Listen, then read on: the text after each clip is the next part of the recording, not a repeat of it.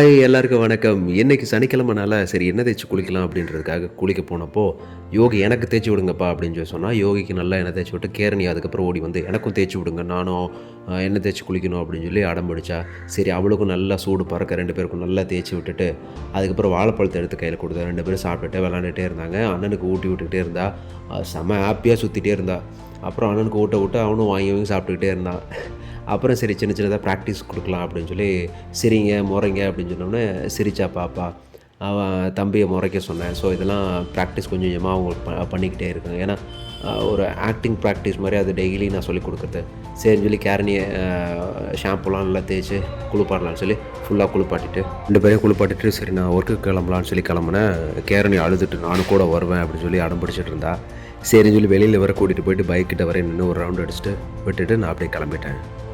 Okay bye.